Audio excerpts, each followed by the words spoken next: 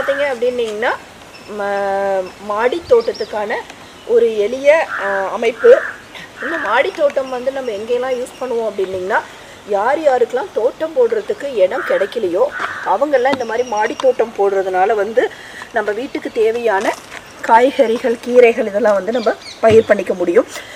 இது பார்த்திங்க அப்படின்னிங்கன்னா உங்களுக்கு எல்லாருக்குமே தெரியும், பச்சை நிற வலை. இது வந்து 50% துளை உள்ளது. இது வந்து என்னென்னா நமக்கு உள்ளே வரக்கூடிய வெப்பத்தினுடைய அளவு வந்து குறைச்சி கொடுக்கும். காய்கறிகள் வந்து நல்ல விதமாக நமக்கு வந்து வளர்கிறதுக்கான ஏதுவான சூழ்நிலை இது வந்து அமைச்சு தரும். இப்போ பார்த்தீங்க அப்படின்னிங்கன்னா இங்கே வந்து நாங்கள் வந்து க்ரோ பேக் வந்து யூஸ் பண்ணியிருக்கோம். இந்த மாதிரி க்ரோ பேக் இல்லை அப்படிங்கிறவங்க வந்து என்னென்னா, நம்ம வீட்டில் வந்து உடஞ்சி போன பிளாஸ்டிக் பக்கெட்டாகட்டும், குடமாகட்டும், ஏதோ ஒரு மெட்டீரியல் அல்லது நம்மளுடைய உரச்சாக்குகள் எல்லாம் இருக்கும் இல்லைங்களா, அந்த உரச்சாக்கை நீங்கள் பயன்படுத்தியும் வீட்டில் வந்து காய்கறிகளை பயிர் பண்ண முடியும். இதில் வந்து முக்கியமாக பார்த்திங்கன்னா காய்கறிகளை விட கீரைகள் வந்து அதிக அளவு வந்து நல்லா உற்பத்தி நல்லா இருக்கும்.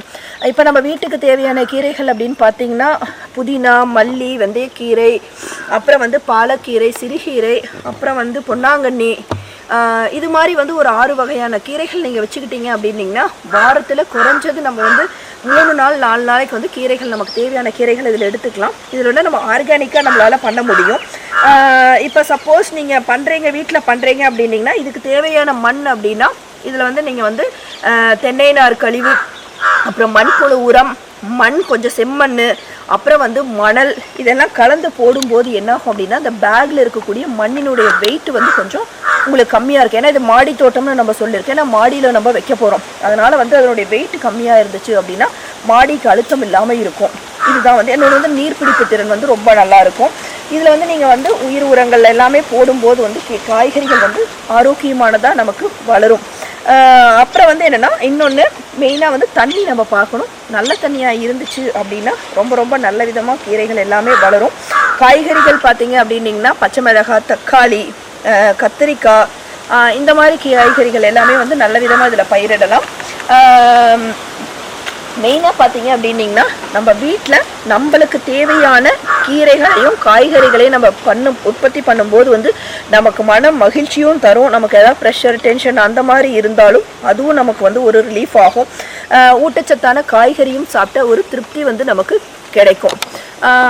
இதுக்கு வந்து என்னென்னா நம்ம வீட்டில் இருக்கக்கூடிய கழிவுகளான நம்மளுடைய மக்கும் குப்பைகள், அதாவது நம்ம காய்கறி வேஸ்ட்லாம் இருக்குது இல்லைங்களா, காய்கறி வேஸ்ட்டு, அப்புறம் சமைச்சதுக்கப்புறம் போடக்கூடிய வேஸ்ட்டு, இது எல்லாத்தையும் நம்ம ஒரு சின்ன ஒரு குழியோ அல்லது இந்த மாதிரி ஒரு பையில் போட்டு நம்ம அப்படியே கொஞ்சம் கொஞ்சமாக மண்ணை மட்டும் போட்டுட்டு நீங்கள் மக்க வச்சுட்டீங்க அப்படின்னிங்கன்னா அந்த உரத்தையே எடுத்து நீங்கள் காய்கறிகளுக்கு வந்து ஒரு உரமாக தரும்போது வந்து நமக்கு வந்து குப்பைகளை வெளியிலையும் போட வேண்டியதில்லை. அது வந்து மறுசுழற்சி பண்ணின மாதிரி இருக்கும்.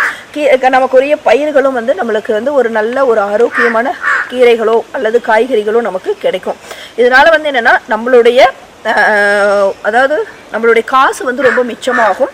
எப்படின்னு பார்த்தீங்க அப்படின்னா நம்ம கீரைகளுக்கும் காய்கறிகளுக்கும் செலவு பண்ணக்கூடிய காசும் மிச்சமாகும். இன்னொன்று இதனால் நம்ம விற்கும் போது வந்து நமக்கு வருமானமும் அதிகமாகும். ஊட்டச்சத்து குறைவில்லாத ஒரு ஆர்கானிக்கான இயற்கையான காய்கறிகளை வந்து நம்ம சாப்பிட்ட ஒரு திருப்தியும் நமக்கு கிடைக்கும்.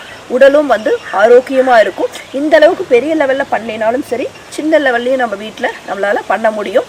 இதே மாடி இல்லை அப்படிங்கிறவங்க பார்த்தீங்க அப்படின்னா வீட்டில் முன்புறமோ அல்லது பின்புறமோ இந்த மாதிரி நீங்கள் காய்கறி தோட்டம் போடும்போது வந்து ஒரு இயற்கையான ஊட்டச்சத்து மிகுந்த காய்கறிகளை நம்ம வீட்லேயே நம்ம அறுவடை பண்ணிக்கலாம்.